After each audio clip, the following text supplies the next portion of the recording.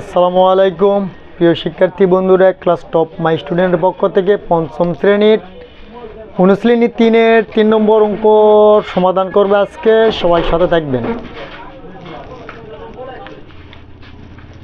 আমি অঙ্কটা আগেই তুলে রাখছি যে একটি মুদি দোকানে একটি খাতা 18 টাকা, একটি পেন্সিল 8 টাকা এবং একটি জ্যামিতিক ত্রিকোণী 25 টাকায় বিক্রয়, তাই না? তাহলে আমরা 4টি খাতা, 8টি পেন্সিল এবং 2টি জ্যামিতির কেনার সময় 500 টাকা দিলে দোকানদার কত টাকা ফেরত দিবে? আমি একটু স্বাভাবিক ক্লিয়ার করার একটু চেষ্টা করি যে সাপোজ আমি এখন দোকানে গেছি, একটা কলম কিনছি, 5টা কলম কিনছি 5 টাকা করে, 5 5 25 টাকা।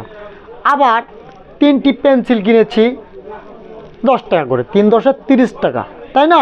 25 আর 30 হচ্ছে 55 টাকা। আবার আমি 2টা খাতা কিনেছি 10 10 20 টাকা, তাহলে 75 টাকা হয়েছে।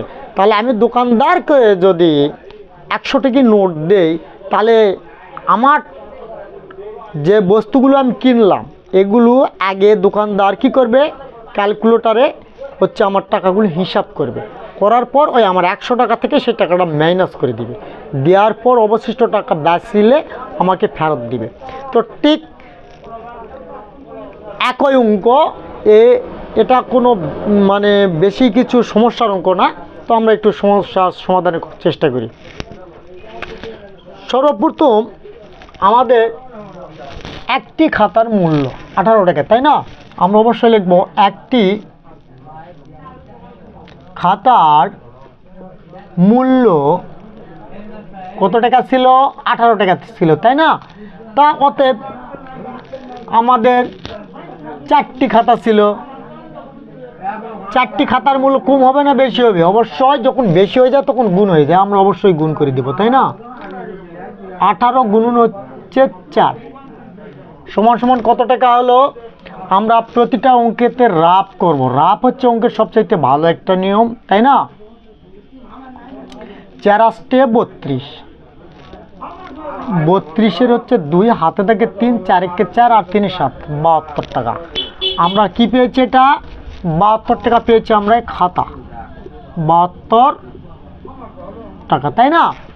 আবার আমাদের পেন্সিল ছিল, আমরা লিখতে পারি, আবার লিখতে পারি সরিয়া বা একার রো, আবার একটি পেন্সিলের দাম, তাই না? একটি পেন্সিলের দাম বা মূল্য একই জিনিস। একটি পেন্সিলের দাম কত টাকা ছিল? একটি পেন্সিলের দাম ছিল আমাদের 8 টাকা, তাই না?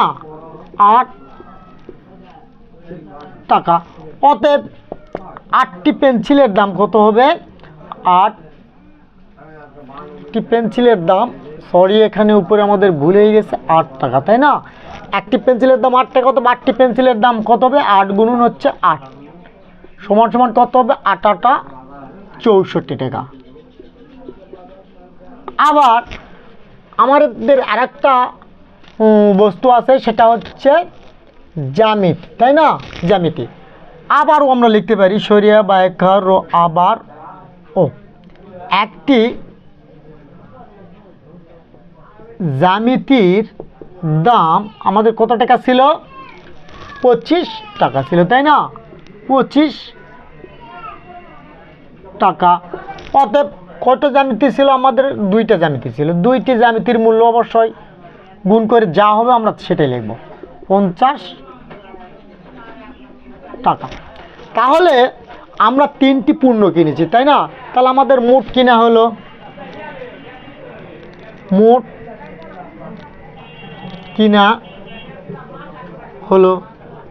কিনা হলো কত টাকা? মোট কিনা হয়েছে 72 যোগ 64 যোগ 50 টাকা। তাহলে আমাদের মোট কিনা হচ্ছে 72 64 50 টাকা সমান সমান কত টাকা হলো? আমরা হিসাব করে দিই, 0 4 আর 2 6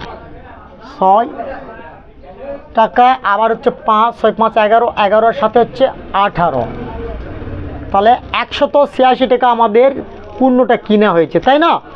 এখন আমরা দোকানদারকে দিয়েছি 500 টাকা, দোকানদারকে দেওয়া হয়, তাই না?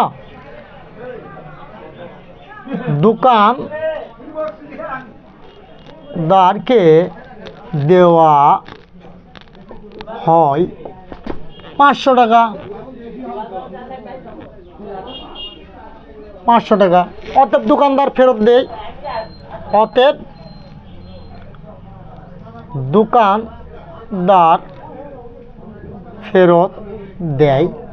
কত টাকা দিবে? এই 500 টাকার থেকে আমরা যে পণ্যটা কিনেছি 186 টাকা, এটা নিয়ে যেটা অবশিষ্ট থাকবে সেটা হচ্ছে আমাদের ফেরত দিবে। আমরা বিয়োগ করে দিই, 6 আছে কত হলো? 10 হবে 4, তাই না? আবার 8 হাতে থেকে 9 আছে কত হলো? 10 হবে হাতে থেকে 1, আবার হাতে থেকে 1, তাই না? 2 আছে কত হলে? 5 হবে 3, 314 টাকা। এখন আমাদের মাথায় রাখতে হবে, আমরা যে পণ্যগুলো কিনবো সেই পণ্যগুলো আমরা কি করব? যোগ করে দেব। দেওয়ার পর আমরা কত টাকা দিব সে টাকা থেকে দোকানদার হিসাব নিকাশ করে যদি সে পায় আবার চাইবে, আর যদি আমাদের টাকা বেশ হয় সেটা ফেরত দিবে। যদি আমাদের চেয়ে আমরা যদি বেশি টাকা দেই তাহলে দোকানদার ওইখান থেকে মাইনাস করে নিয়ে আমাদের টাকাটা ব্যাক দিবে। তো আমাদের তাই ঘটে গেছে এখানে। তাহলে আমাদের উত্তরটা হবে কত? উত্তরটা হচ্ছে আমাদের 314 টাকা। অঙ্কটা বড় লেখার কারণে, এখানে জায়গা স্বল্পতার কারণে আমাদের এভাবে একটু কষ্ট করে লিখতে হলো। ইনশাল্লাহ আশা রাখি আমি যেটা বলছি বুঝতে পেরেছো সবাই। সবাই ভালো থাকবে, সুস্থ থাকবে। আল্লাহ হাফেজ।